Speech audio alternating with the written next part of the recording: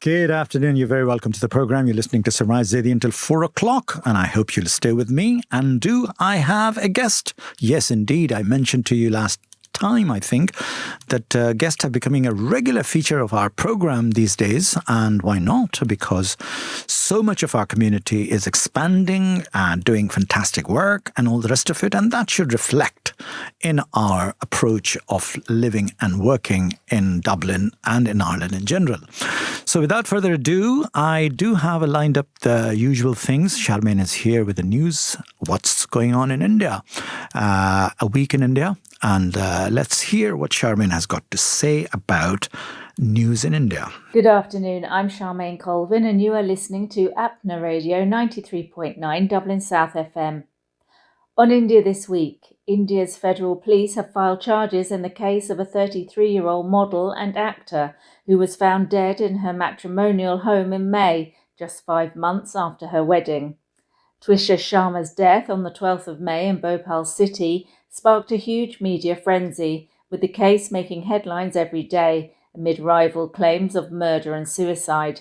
In the charge sheet by the Central Bureau of Investigation, Twisha's husband and mother-in-law have been charged with abetment to suicide and cruelty.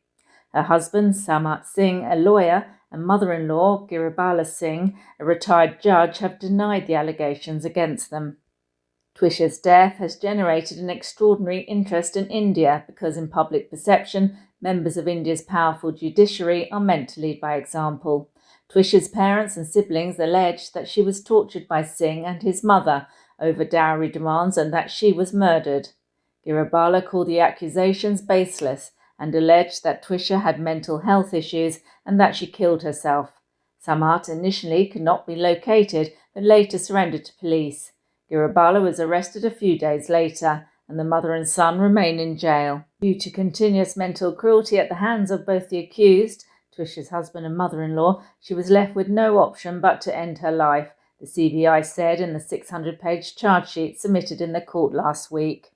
The Chief Justice of India, Surya Kant, has recently made headlines for comments that have angered the youth, and in recent days prompted students from 2 premier legal universities to demand that he should not be invited to be the chief guest at their convocations. The current row started on the 23rd of July, when dozens of outgoing students from Nalsa University of Law in the southern city of Hyderabad wrote an email to the college authorities asking that CJI Kant should not be invited to preside over their passing out ceremony. The demand has since been supported by about 450 of the university's 1,400 students, including many juniors. The invitation to the Chief Justice is in keeping with tradition, and for aspiring lawyers, the presence of the country's top judge at their convocation is usually seen as a matter of pride. But Nalsa students were upset over reports that a day earlier the Chief Justice had turned down a request to hold urgent hearings on police brutality during the 20th of July Parliament March, led by the Cockroach Janta Party in Delhi. Kant has since said he was misquoted. In fact, the CJP's birth was also rooted in a remark attributed to the Chief Justice amid reports that he had used terms like parasites and cockroaches to describe some youth.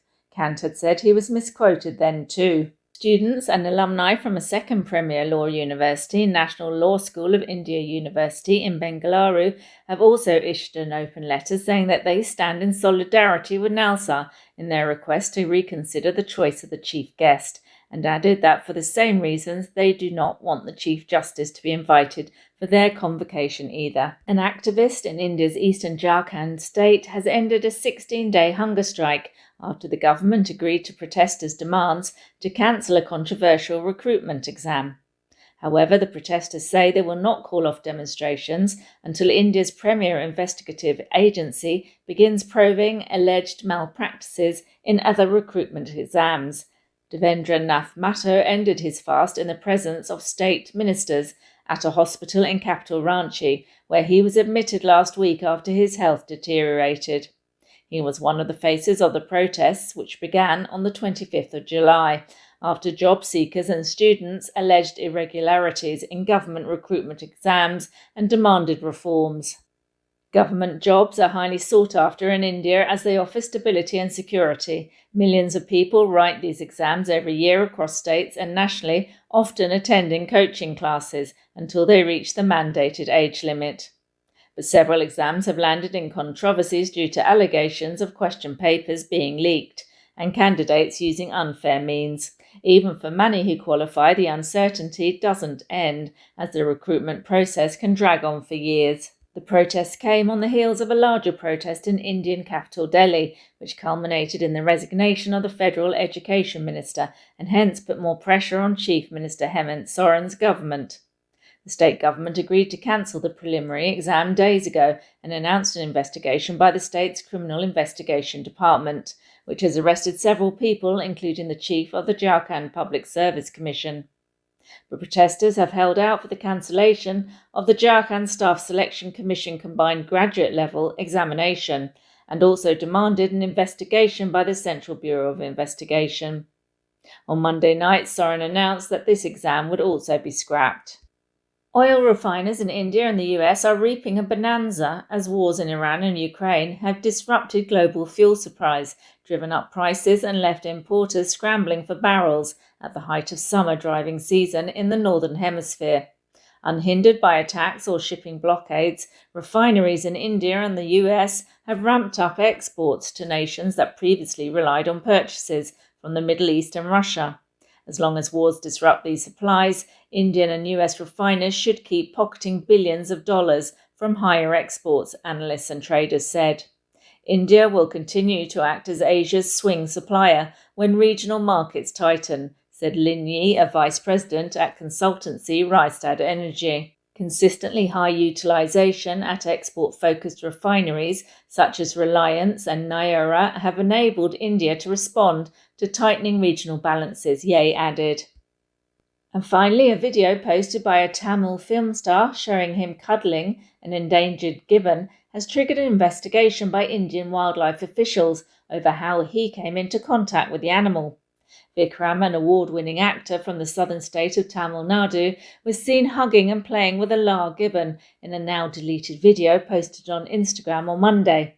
The state's forest department has since begun investigating how the gibbon came to be at a private home and whether rules governing its possession and transfer were followed. They have not concluded that the animal was trafficked or that Vikram owned it or was involved in bringing it into India. Vikram has not commented on the controversy yet. Lar gibbons are small apes native to Southeast Asia, whose international trade is tightly controlled. The species is listed as endangered, with its numbers threatened by habitat loss, hunting and the illegal pet trade. And that's all from me. You have been listening to Apna Radio 93.9 Dublin South FM. Thank you so much indeed, Charmaine, for a lovely, lovely item that you have covered huge ground today and talking about what's going on in India in terms of, these kind of controversies that erupt in. And Jharkhand has always been in the news ever since this cockroach Janta party. The youth who have protested are wrongly imprisoned in Jharkhand, and although a lot of people are talking about that they went OTT over the top, criticizing PM Modi and abusing him and all the rest of it and all the rest reaction to it, but that's what it is. The political landscape is always changing in India. It's never been one.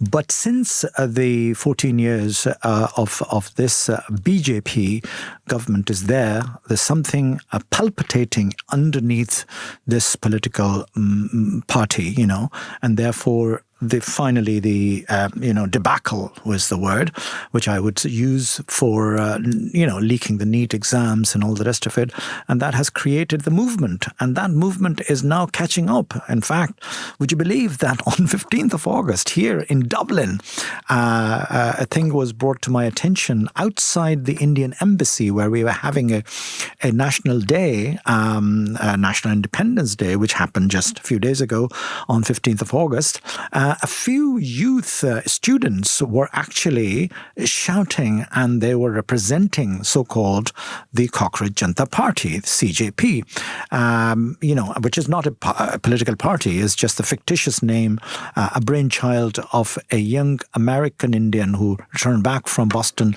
back to India and created this kind of movement. Anyway, and somebody said to me that this is happening outside the door of Indian Embassy, and this is, that's ridiculous. With that in Dublin they're doing this kind of thing. I said, well, and they're demanding Azadi. I said, well, jokingly, I said them, bring them inside the embassy, and they will see the Azadi. Because we were celebrating a peaceful Independence Day of India. Anyway, that's past. What's happening now is that we have a couple of incidents, but the occasions are happening. First occasion is the concert that is coming by Imago, a Maharashtrian organization led by Sanjay, and they're having a musical concert of Javed Ali, of Kun Faya Kun, famous song that he sang, and many other songs he sung. So his first time coming to Dublin to perform at the convention centre, which is becoming a very prominent location for cultural activities and things like that. So that is happening on the 29th of August. But 27th of August, we are celebrating the Raksha Bandhan, which is a beautiful festival of India, marking the relationship between brother and sister. And usually the sisters usually tie a wonderful rakhi, a band on the wrist of a brother. And in return, the brother gives a token money. And it's beautiful. I love it because I have some women here in Dublin who has actually made me a brother, and they come and they put tikka on my head, they brought mithai and sweets and things like that, and we do celebrate it. Raksha Bandhan, that is coming up. What else is happening? I'll tell you about it in a minute. But before that, Sharad is waiting in the wings to burst into his reaction to whatever he has done an analysis about. But what he says to me the other day when I was talking to him about the show, he said, there is a ray of hope. And let's see what ray of hope he's talking about. The world is polarized, and we are in a habit only to see black and white. We have now been trained to see the good or the bad. We see the right and the wrong. We see only the positive and the negative of a person, of a religion, of a leader, of a country. And this habit of polarized thought, of my way or highway kind of outlook, is not only the new way of life, the new way of holding one's position, which over the time has become so calcified, so strong, so embedded, that looking around in terms of grey, the middle path, that has become very difficult. But then if you consider this polarization as a problem, somewhere it is finding its middle path, finding some solution, and that is where there is a dim ray of hope. The latest comes from United States, where the President Donald Trump and the White House report, they have named 40 countries as the top enablers of China's evasion methods to evade US tariffs. Now, this is an accusation that, like India, there are many other countries who are importing Chinese goods, then making minor modifications to them such that it does not become wholesale a Chinese product, and then re-exporting them into United States. In technical terms, one may call it as tariff arbitrage, but this is a way-round method the Chinese companies are using in order to bypass the US high tariff on Chinese imports. Now, this is how the US is looking at it. But then, for India, these imports and exports are accounted to the GDP of the country, and it is providing some kind of jobs, even though very basic sort of cosmetic changes and some back office jobs, but it is adding to the GDP. Although I do not agree with the concept of measuring GDP but then let's say it is the popular method of economic activity in the country. So these cosmetic changes are contributing to the Indian GDP, and probably this is how the Indian market would grow, and one day there could be a full-scale manufacturing in India. So this Chinese method had also been a backbone for Make in India policy, where either semi-finished goods or an assembly would come into Indian hands and then exported, calling it as Make in India. And this is what the Indian government had actually admitted on record, that Chinese imports right now are an important part of Make in India story. This is, I would say, an absolute shame that the original design and manufacturer of the products are the Chinese, and we are only the light touch and the polishers of the product. And that's a national policy. But the story is, now that there is an enormous US pressure on India for whatever reasons, we'll not go into the factual and the conspiracy part of it, but we have to accept that there is a humongous pressure on India. And if Trump rallies against India's methodology of routing the Chinese goods, then there could be additional US punishment tariffs for being part of this enabler to Chinese goods. India had been under pressure to reduce the tariffs, and if you remember, for Harley-Davidson motorcycles, the tariff was brought down to 50% even before the negotiations had started. Same is for the food items, the frozen ones, for which the import duty was reduced at the behest of the US. But the bigger and the most controversial, I would say, and consequential item on the list of tariff and the change of behavior by India had been the Russian oil. Over decades, India had claimed its energy sovereignty on the discounted Russian oil. And today, in January 2026, we can say that the Russian share of imported oil was below 20%, just because of the US pressure on the Indian government and its policies. So Trump has not been nice to India. His government, his policy have been oppressive in many ways, although many of the Indian government officials and the ministers would deny that, but it is all visible.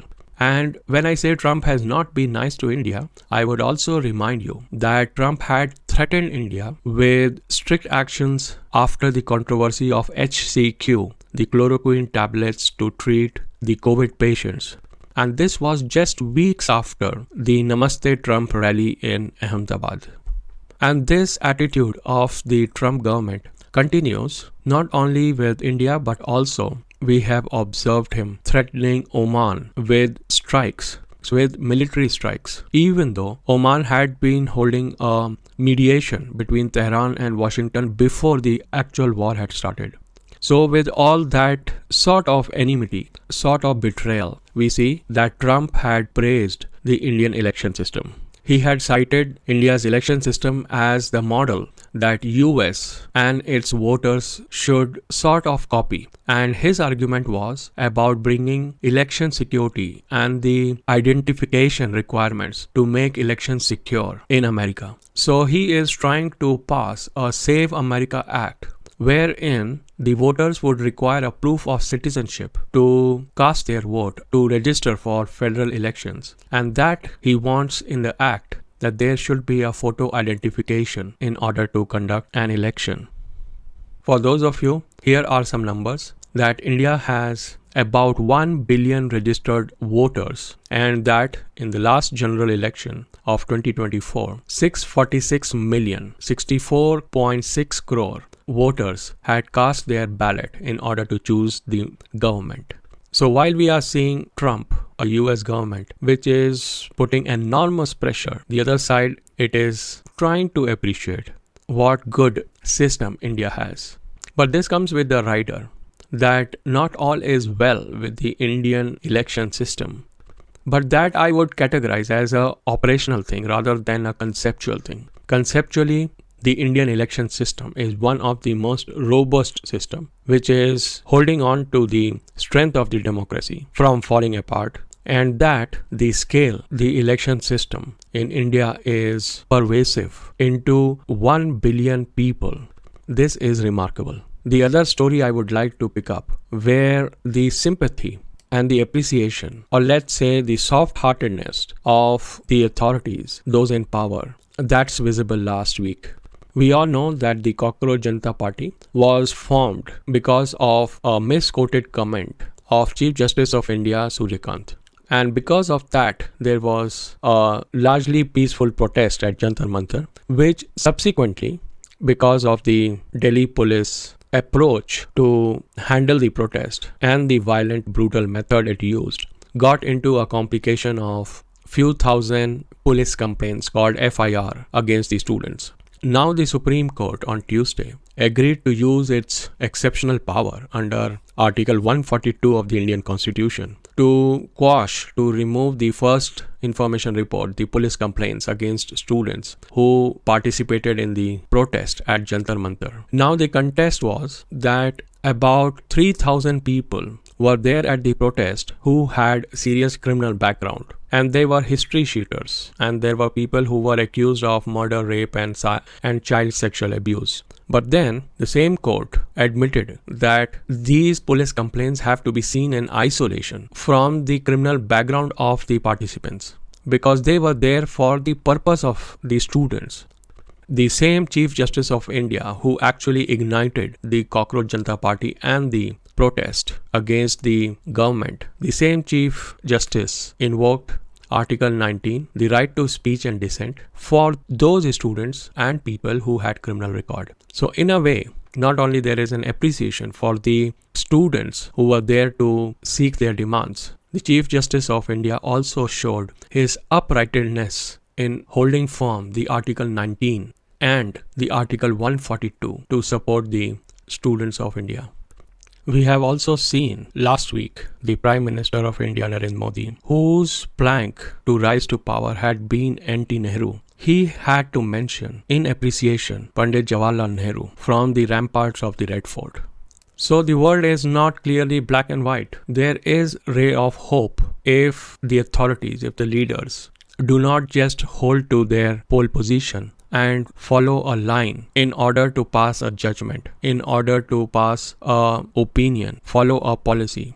Because this is the new multipolar, multi-religion, multi-civilization, powerful, multi-generational population of the world. It is free, and therefore the very fact that labeling one group, one set of people as anti-national or patriotic, developed or undeveloped, aspiring or dimagi Naxal, these are not the methods of 21st century.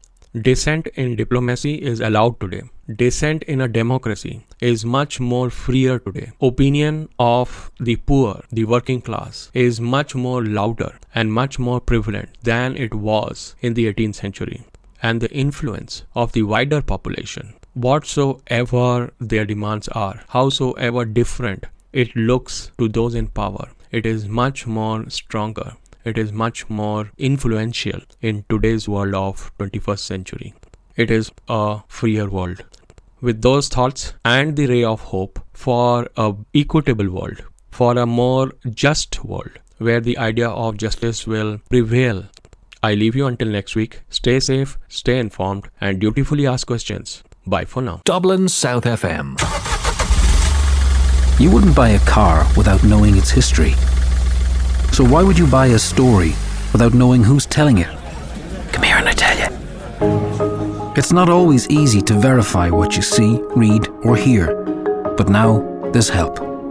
Visit www.bemediasmart.ie. Stop, think, check. Be Media Smart. Brought to you by Media Literacy Ireland, supported by RTE. 93.9 Dublin South FM. Indeed, welcome back to the program. This is your own Apna radio broadcasting at 93.9 as our our contributor have said. Now, Sharad has raised quite a few thoughts in my head while I was listening his clip, and that a ray of hope is developing. There's no doubt about it. Do you know what? If you watch the latest series of Who Wants to Be the Millionaire, Kaun Banega Crorepati is back now last week, and the first episode is gone. First week episode is gone last week. You can see the difference in the contestant who are actually participating and still reflecting the hope from the poorer section of the Indian society, and they're getting the fair share of their presence on this show, which is fair play to them, because it is a knowledge-based show. It is explaining what knowledge means to the world, and how young people, not so young people, they all have chances to become whatever they want to become in India. So India is not that bad, and even people who are accusing so-called BJP for extreme actions and things like that, what they're doing, that's their policy. That's the policy of RSS rather than anything else. That's fair enough. Every country has got policy. Even Nazi party have their policy and all that. But the progress of the nation is happening, and happening with a rapid speed. And that is contributing to the development of the society. That is happening to the, I don't know whether GDP is increasing or decreasing, but one thing has happened is that Indian rupees have depreciated a lot. And the FDI, the foreign direct investment from abroad back to India is dipping as well. So something wrong somewhere is going on. Anyway, that's a bigger issue, and I will revisit that and look into the more in detail. But talking about the oil crisis that in the Hormuz, which is closed, still closed in the Middle East, is because the tension between the US and Iran, which has disrupted this flow of oil worldwide. And economically talking, the U.S. economy is hurting because of that. So, but Mr. Trump cannot have it all all the way he wants to get it. The other nations have their own way of doing things. And as long as the Hormuz is closed, yes, it will hurt the U.S. economy. And in repercussion of that will hurt the rest of the economy, which are linked with the U.S. economy. And that's what the Sharad was hinting in his clip. Anyway, I have in the studio a guest, a delectable young lady called Miss Disha Mandalia, if I have spelled and pronounced correctly. Disha, you're very welcome to the show. She is a trained psychologist, trained and qualified psychologist, would I say, practicing and working and living in Dublin. So she'll talk about herself and her work and what's going on in her world, and how does she conduct her business, how does she live in Dublin, and what's her experience of living and interacting with the indigenous community of Ireland. Disha, you're very welcome to the show and very welcome to the program. Thank you very much, SIRAJ, for having me on show here. I'm really delighted to do this conversation with you here today for all the listeners, and share my story of living in Dublin, Ireland, and working here for a while now. Fantastic. So you are born and grew up in Mumbai.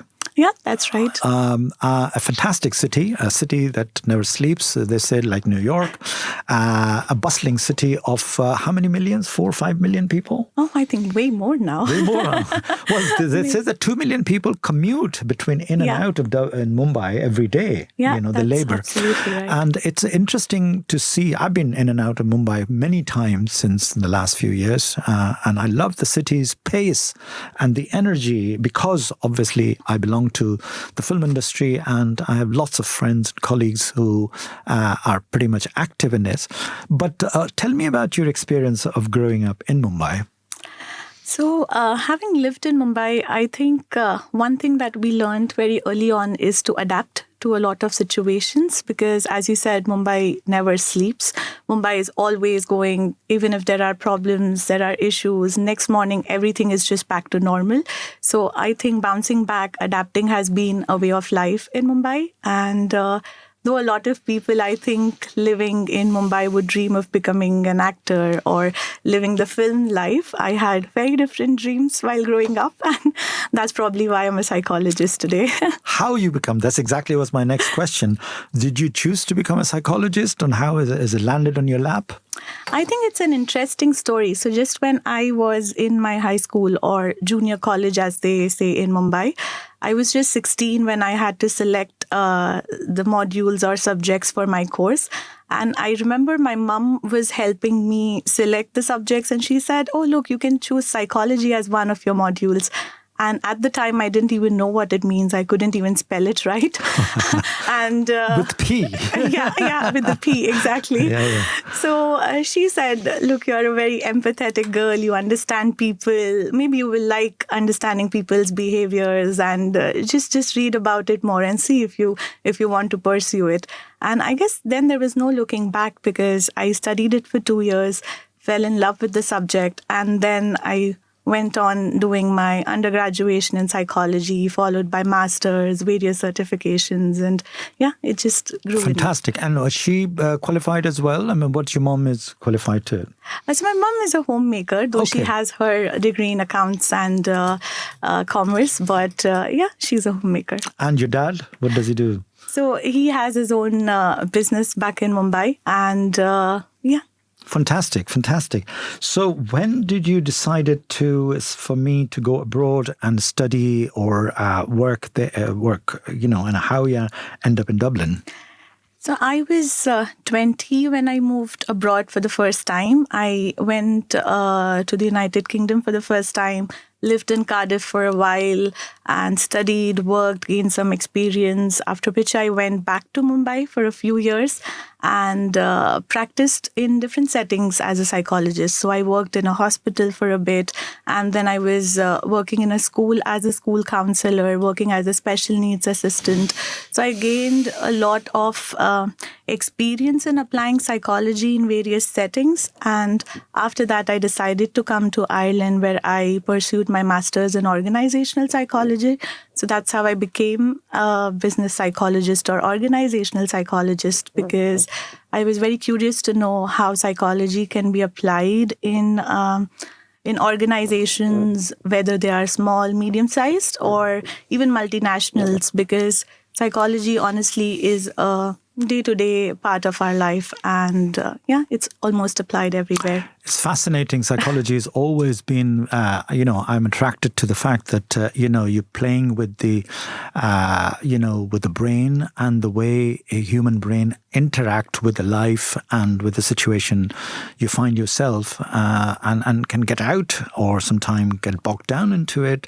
It's the strength of your mind. I'm passionate about, I don't know, you've heard about this theory of Stoic philosophy, which is a Greek philosophy of the power of mind, and how Epictetus and all these guys, Roman empires and all that, they used their brain. That brain has got so much power to drive you and work with you rather than, pushes you. So the ultimate aim is to basically to make the person happy, I would say.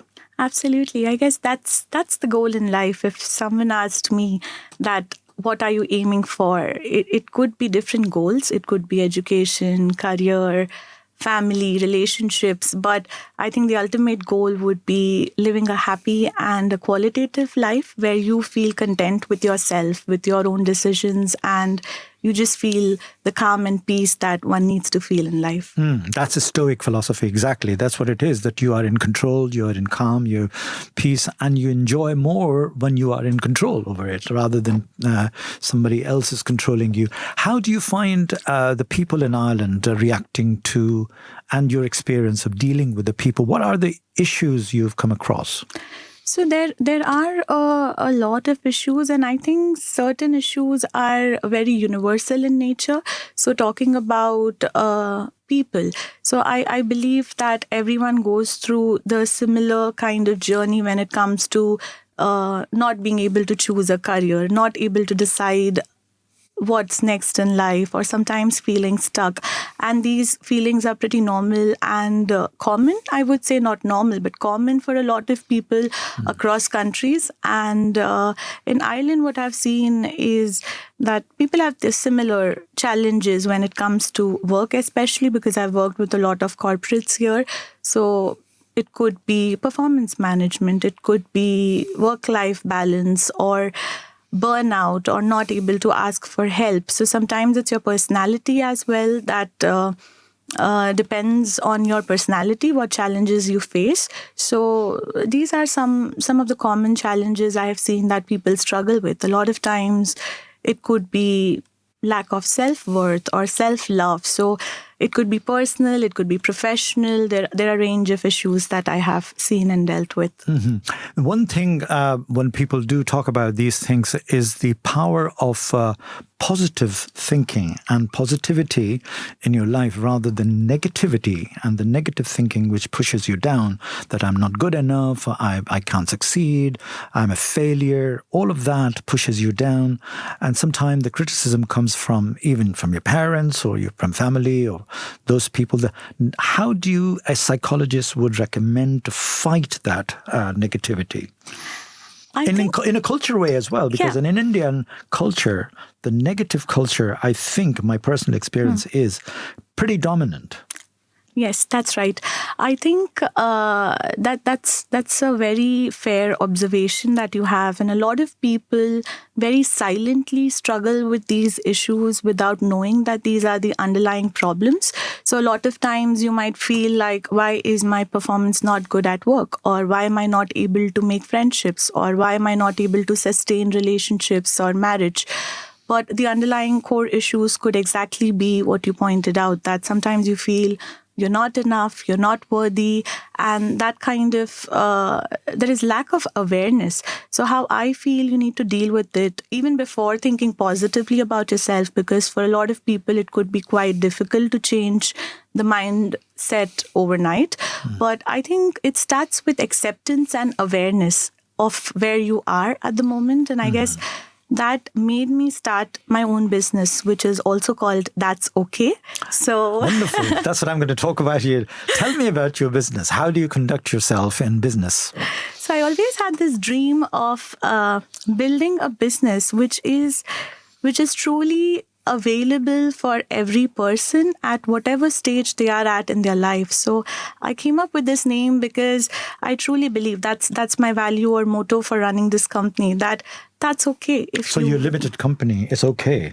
That's what it's called. Yeah, it's called That's Okay.ie. That's Okay.ie. Wonderful, wonderful. So it's easzy to remember, but also it just is very self-explanatory that if you are struggling in life, or if you have lost your job, or, if you're really feeling low at the moment, that's okay.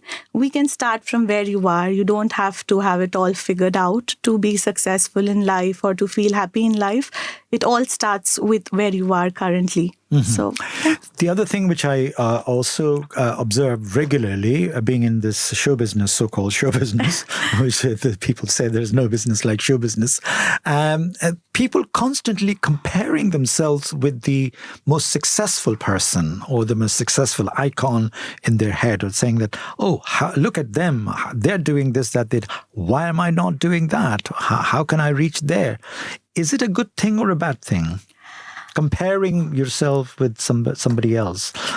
I think comparing yourself to your own journey is somehow helpful. For example, if I look at myself 10 years, 15 years ago, I would have never imagined that I would be sitting in Ireland running my own business. But if I compare myself, I would feel very happy. Or, even if I don't feel happy, if I feel I have not achieved something, I would feel motivated and inspired to do more in life. But comparing yourself to others is usually not very helpful, because we sometimes fail to realize that everyone has their own journey, their own childhood, their own resources available, and based on their own journey and experiences, they have shaped their life in a certain way. So I guess comparison never truly helps. Great. I wanted to hear that. That's a very good suggestion that you have you've mentioned. The other thing that people do say that the thoughts, the negative thoughts, that's not you. It's your thoughts only. You are different from your thoughts, and you can change your thoughts towards positivity and to become whatever you want. Because if you think a famous quote of Robert Redford, has passed away, Clint Eastwood, is a power of mind. The Clint Eastwood says that if you think it's going to rain, it will rain. And that's what it is, that how strongly you think you're going to succeed or you're going to achieve whatever you set out to achieve. And that's also psychology, isn't it? Absolutely. I believe that mental health is about two things. One is definitely your thoughts. So how you think about a situation, and also how you perceive things. What do you do with those thoughts? So, for example, I'm doing this radio show. I could feel very, very nervous. But what can I do about it? I could either feel that, oh, wow, I'm so excited to be doing this and this is a thrilling experience. Or I could be like, oh my God, I'm so nervous. I just can't do this. So again, these are two thoughts that I have. So sometimes it's also choosing the right thought for yourself, which will help you rather than which will bring you down, is important. Wonderful, wonderful. What do you do in your downtime? I always ask this question.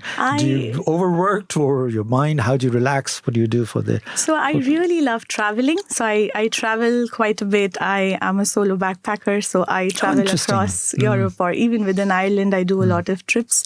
I love driving, so I do that. I am a trained classical dancer. So sometimes, really? What do you dance? So I do Bharatnatyam. So I dance. Interesting. So I sometimes go for those dance workshops over the weekends, or those are my hobbies. Wonderful, wonderful. Great to listen your hobbies and great to listen your interest.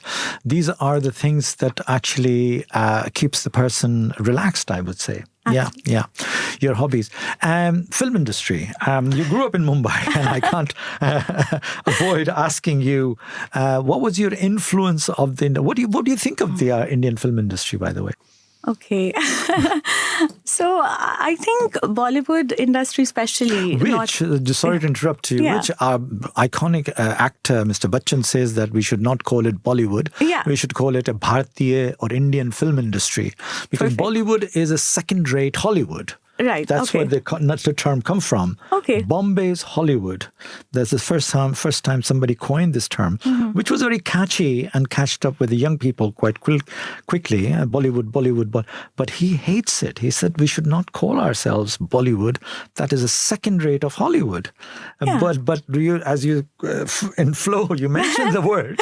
Thank you for correcting. Actually, I didn't think about that. Yeah. But no, I think there were better movies back in the 90s, I would say, and the storylines were really good and quite relatable as well. I think now there are fewer movies that you can connect to, and maybe culturally as well, they showcase different things. Maybe there were more family-oriented movies back then, and things have changed. But I think there are still good movies. If we say Indian cinema, then there are a lot of good movies. And that boils down to writing, in fact. The writers were more creative, more culturally rooted back in Indian cinema, in Indian culture, and that's where the scripts were coming through the production companies. Songs are also a big part of the Indian cinema, which is no other industry in the world has incorporated songs with the storyline. This is a very unique thing. I always talk about that. Do you love music, Indian music, or do you listen to it? Yeah, I do. All right. So stay with me. I'm going to play a couple of songs, and then I'll play a song of your favorite songs. So there you go. Thank you very much. Stay with me, and I'll be back with you with more suggestions that you can make about the songs. But in the meantime, here's the track that is a very famous track, O Mere Dil Ke Chain.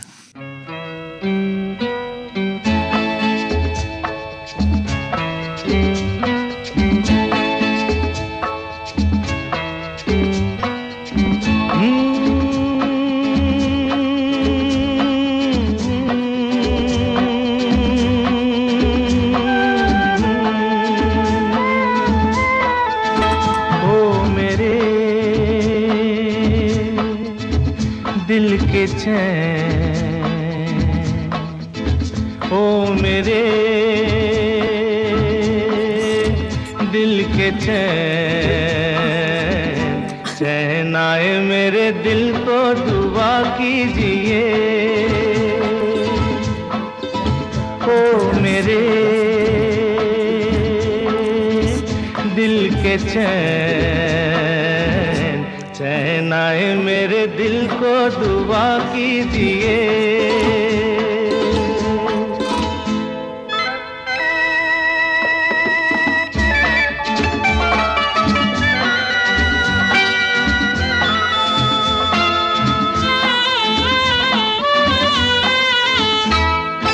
अपना ही साया देख के तुम जाने जहां शर्मा गए, अभी तो ये पहली मंजिल है, तुम तो अभी से घबरा गए। मेरा क्या होगा सोचो तो जरा, हाय ऐसे न आहे बरा कीजिए, ओ मेरे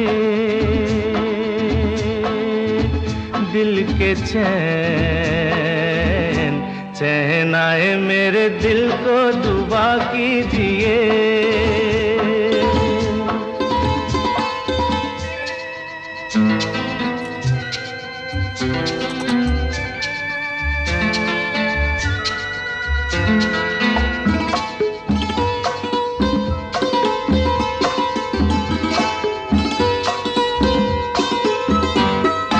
आपका अरमा आपका नाम मेरा तराना और नहीं, इन झुकती पलकों के सिवा दिल का ठिकाना और नहीं, जचता ही नहीं आँखों में कोई,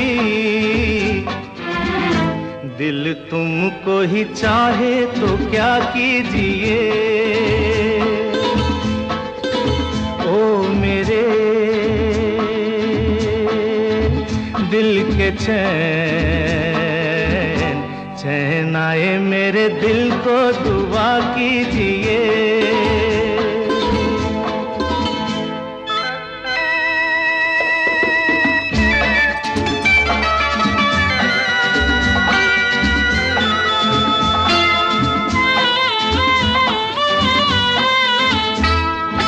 यूं तो अकेला भी अक्सर गिर के संभल सकता हूँ मैं, तुम जो पकड़ लो हाथ मेरा दुनिया बदल सकता हूँ मैं। मांगा है तुम्हें दुनिया के लिए, अब खुद ही सनम फैसला कीजिए, ओ मेरे दिल के चैन। Yeah, that's it's a beautiful song and one of my favorite song, O Mere Dil Ke Chain, Chain Aaye Dil Ko Dua Kijiye. Now, Disha, I was talking to you about how you reach out to people. What do you do in this technology world of WhatsApp and all that? How do you reach out to your potential clients? So we have two ways of doing this. One is the company deals with individuals as well as corporates. So if you are an individual, we provide range of services, wellness coaching sessions on different areas. So let's say if you're struggling with your career, with job, with work, with relationships, or you're just feeling low at the moment and need someone to talk to and have a plan in place, then you can contact us. I would soon share the details. You can reach out on our website, which is www.thatsokay.ie. So thatsokay.ie. Or you can email us at connect@thatsokay.ie. and you'll find all the information. You just need to fill out the form and we'll reach out to you. And if you're a corporate organization and you want to focus on performance management or have coaching sessions for your team members, or I do specialize in neurodiversity. So I'm a specialized expert in neurodiversity coaching. So if you are neurodivergent or any of your team members, your staff members have autism, ADHD, dyslexia, dyspraxia, I support with that in terms of accommodations in place, performance management, communication, feedback, etc. So you can just reach out to us and we'll schedule an exploratory call with you. And we customize for each organization and individual, because I believe that well-being cannot be the same for everyone. It is a different definition for each person. And I like to customize it based on your own needs and based on the number of sessions you need or the kind of services you need, whether it's a workshop, a training, or a group session, or just one-to-one coaching. When you say one-to-one, I was going to ask you, are you expensive? Well, I would say that the price is based on the value you get out of it. Of course. I wouldn't say I'm expensive or not.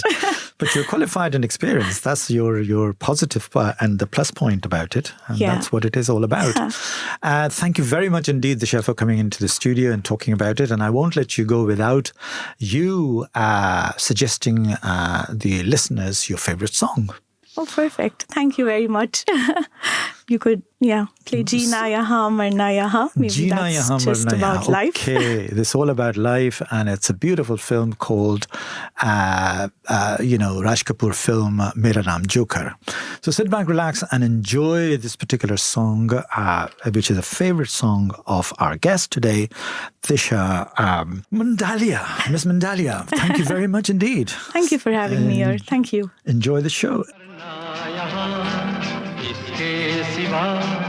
जाना कहाँ जीना यहाँ मरना यहाँ इसके सिवा जाना कहाँ जी चाहे जब हमको आवाज दो हम हैं वहीं हम थे जहाँ Every girl's dream. दोनों जहाँ इसके सिवा जाना कहाँ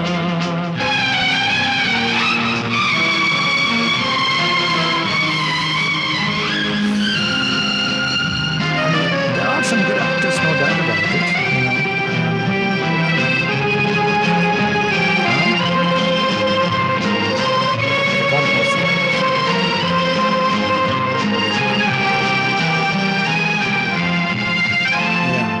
ये मेरा गीत जीवन संगीत कल भी कोई दोहराएगा ये मेरा गीत जीवन संगीत कल भी कोई दोहराएगा जग को हंसाने बहरूप दिया रूप बदल फिर आएगा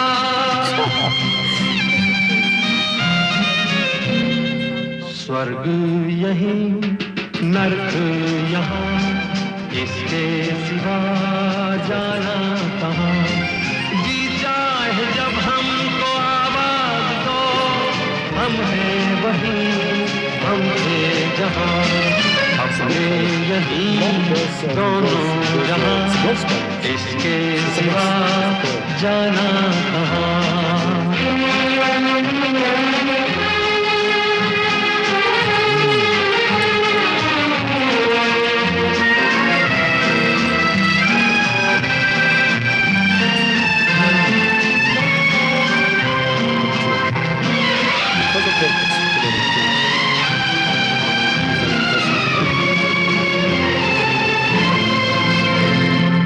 कल खेल में हम हो न हो गर्दिश में तारे रहेंगे सदा कल खेल में हम हो न हो गर्दिश में तारे रहेंगे सदा भूलोगे तुम भूलेंगे वो पर हम तुम्हारे रहेंगे सदा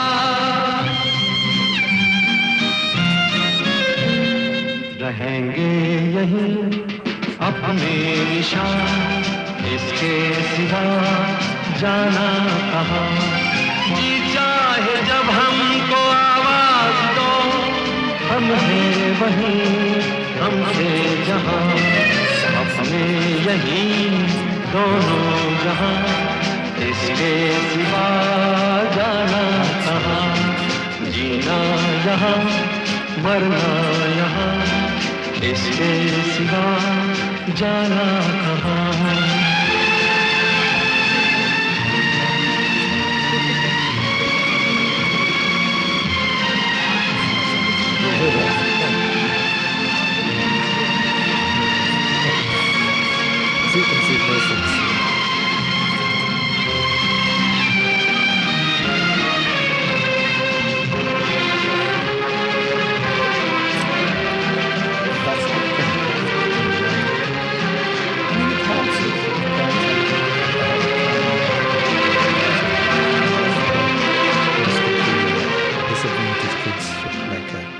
So that's it, and time is up, and a couple of minutes left, and I probably will continue another song before I'll let you go from my program. But thank you very much indeed for listening, and thank you, Disha, for coming into the studio, and I really appreciated your presence. If you want to say final word, goodbye. Thank you once again, Siraji, for having me on the show, and to all the listeners out there, please take care of your mental health. Your well-being matters, and there is nothing more important than that. Live happy. Absolutely, you said it well. Thank you very much indeed once again, Disha. And I will leave you with this track because I have got a couple of minutes left, and hopefully you will enjoy this beautiful track that I have actually is from the 80s. And sit back, relax, and enjoy this final track. And thank you very much indeed for listening me this week. And hope you learned something from my guest, Disha. And indeed, reach out to her. You have the details. But if you missed this opportunity, you can always catch her up on my YouTube. That is Apna Radio, broadcasting at 93.9 Dublin South FM. But if you type www.apna radio Dublin, you'll get her there. And the show will be on the YouTube tomorrow or latest by Friday. So bye for now. Have a great weekend. Enjoy yourself and catch whatever the summer has left with us at the moment. And good luck to those who are expecting the results from the Leaving Cert this Friday. Bye for now.